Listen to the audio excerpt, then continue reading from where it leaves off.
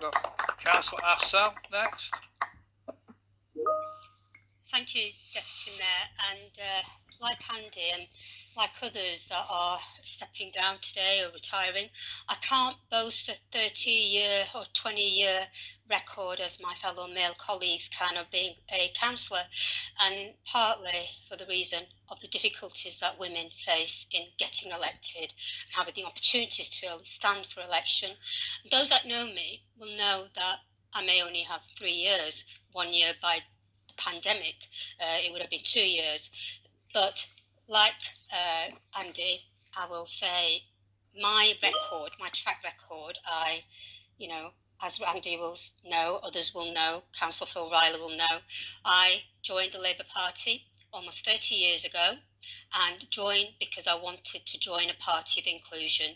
I believed in the principles of equality, regardless of who you are, background you are. And one of the privileges I've had in the last 3 years, and it's a visible privilege, but I've been carrying this privilege for a long time, that it's always been a privilege to serve the residents of Blackburn with Darwen or any marginalised community and be an advocate and speak up for them regardless of fear or favour or of politics. I, some of you will know, was pivotal in the designing of the Single Equality Act and led this role and designed positive action measures and what they are meant to be and what the law actually says they are. My journey, as I said, started in 1999.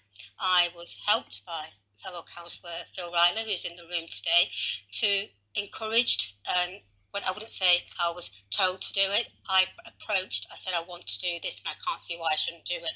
So I spent 20 years in seeking to be elected, finding difficulties at every hurdle, having no agency within the structures of community structures as well as institutional structures, not being able to do what I want, say what I want, and actually go out and have the jobs that I wanted. Eventually I achieved that, and the battle, I thought, for some, thought it had been won.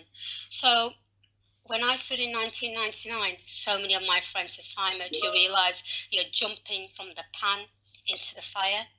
And I said, yeah, I know what I'm doing. It's got to be done because silence is complicity. If I don't speak up, if I don't use what agency I have, which is my family, my friends, my colleagues, then nothing will change. I refuse to move away. I could have been one of those academics and people with a professional career moving away, choosing to leave Blackburn with Darwen behind. I believe in its passion, its diversity, in such a passionate way I couldn't leave. And then in 2018, despite being diagnosed with breast cancer, I stood, and that was in itself used as a reason for me to stand down.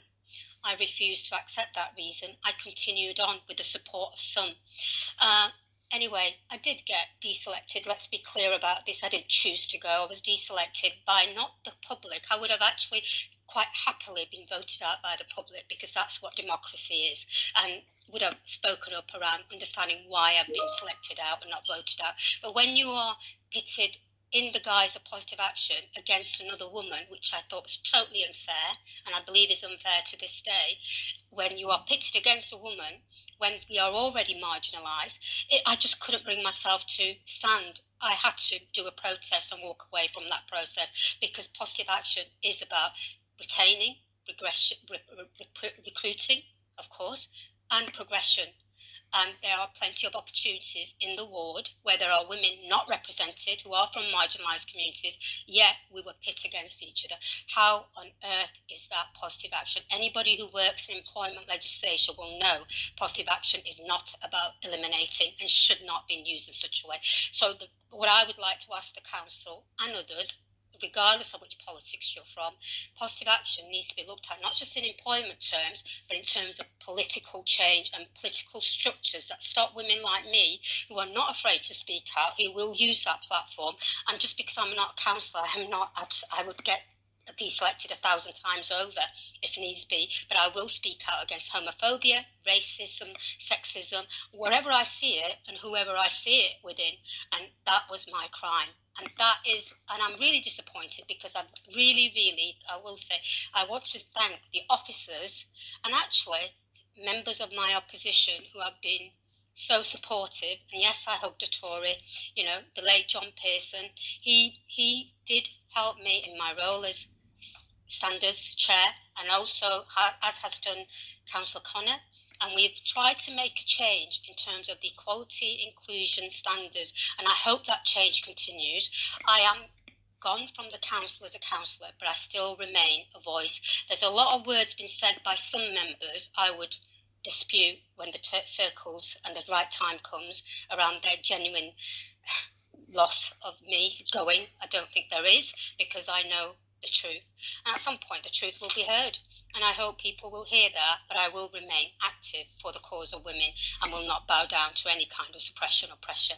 But I thank the officers for all the wonderful work, 100%. I could not have done it without their support. And I thank you for some of my female colleagues on the council, and I don't need to name them, you're all there. You have all reached out to me when I got deselected. I have not had a single person from the leadership reach out to me. But I thank you for everybody who has reached out, and I thank the residents who have reached out to me as well, expressing their loss. Thank you. Thank you, Councillor Afzal. Does that conclude the business for the evening?